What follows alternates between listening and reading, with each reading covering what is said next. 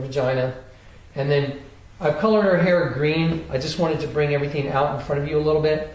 Her hair is green, her hair is hanging down now, and then going down to her knee and her legs shooting out behind her. This would be attached to her foot, which is shooting out behind her body. Now these are her breasts hanging down. And then here's going down to her other knee and going up to her foot. Now I'm going to turn the page and I'm going to show you. I put it in negative imagery right here. Here it is in negative imagery. And now what I've done is I've penciled in an eye, and a mouth. So you can see, and I have enough carnal knowledge to recognize that position readily and easily and to see what that is. And you're looking at her bangs right here. And there's her hair going down, her mouth's here, eyes here. And there's her breasts and going down to her knee and legs sticking out. And there's penetration. Genesis 6.4 says, and I'm going to read it right out of the Bible. We're just going to read straight out of this Bible so everybody knows. Here we go. And I'll put it right here and I'll just hold it. Let's see. Here we go. And it's talking about the wickedness of man. And let's just read Genesis 6. It says, and when it came to pass, when men began to multiply on the face of the earth, and daughters were born, that's daughters were born unto them, that the sons of God, that's Satan and the fallen angels, saw that the daughters of men were fair, and they took wives, all of which they chose. And the Lord said, my spirit shall not always strive with man, for he is also flesh, yet his days shall be 120 years. And then it says, there were giants on the earth in those days, and after that, for when the sons of God came in unto the daughters of men, you're looking at it in a hieroglyph. When the sons of God came in unto the daughters of men, you're looking at it.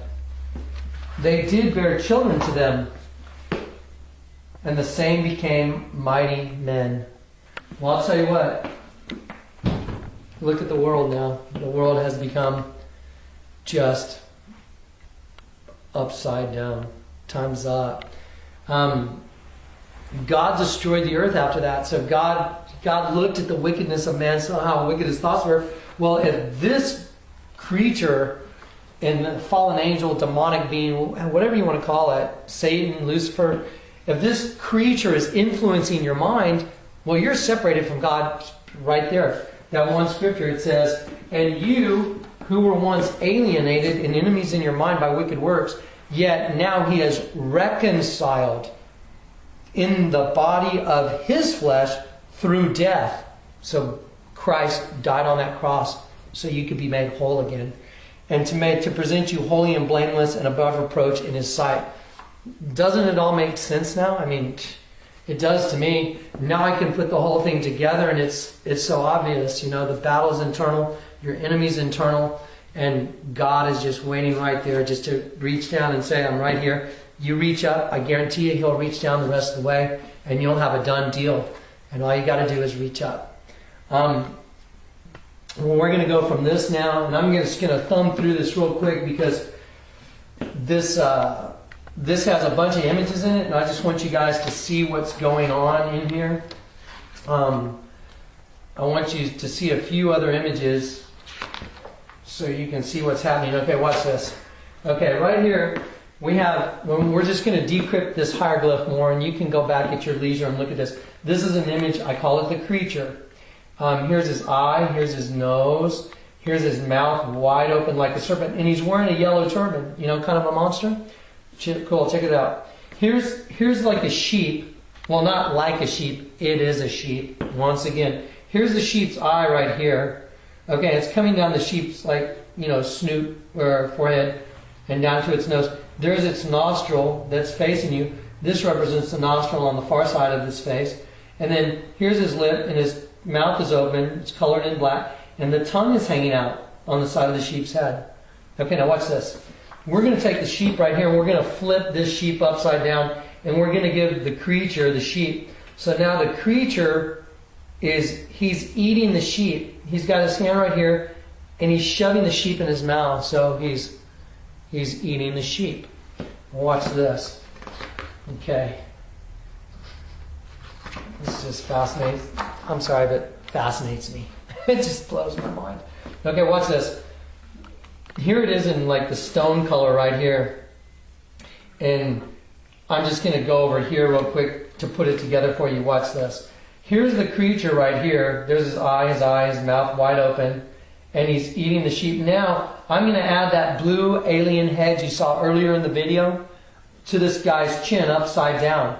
What did Isaiah say? He said, those who try and hide their plans turn everything upside down. Go from here to here. I just flipped it. So this guy is eating his own kid. It's starting to look like kind of like a biological relationship to where the energy of one is consumed by the energy of another. That would kind of make perfect sense with everything we're talking about, wouldn't it? Watch this. I'm going to flip this guy, watch. And there it is. It's the same deal. So, this guy's holding this kid. There's a dead sheep inside the kid's head. It says, and you who were once alienated and enemies in your mind, there's a sheep dying in that kid's head because he's a slave to sin. And there's a sheep dying in every single one of us because of all the stuff we've done. But Christ has come so he can wash you totally clean. You can be clean. Isaiah said, those, your sins may be as scarlet, they can be as wool. They will be white as wool. That's what God's offering you through his Son. He guarantees it. And it happened for me. And I'm sorry, but I'm like the biggest testimony in the world. If God could save a wretch like me, then he can save you too. So, anyway, we're going to move on here because now that you've seen those who try and hide their plans, turn everything upside down, I'm just going to start going through this hieroglyph and let you see some more stuff that's hidden in it. And, okay, watch this.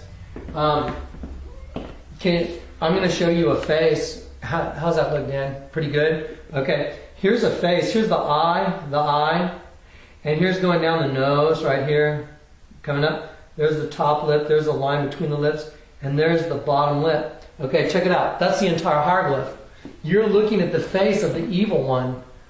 This entire hieroglyph was put together so meticulously, and it's fascinating how much stuff, the artist worked into this thing, what an agenda has been put in this thing.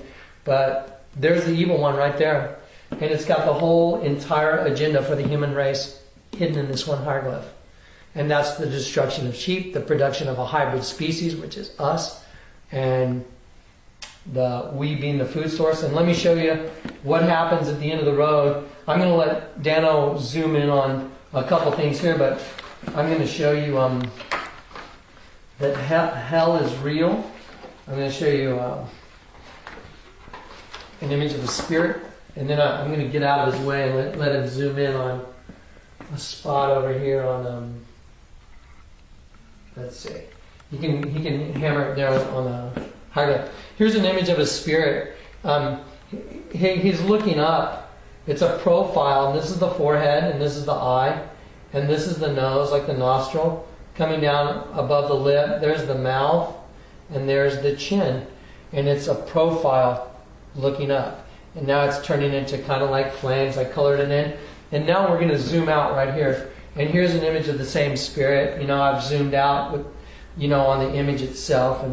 And so now there's these feet blocking the door. And so this guy's stuck. He looks pretty bad. He looks like he's in agony.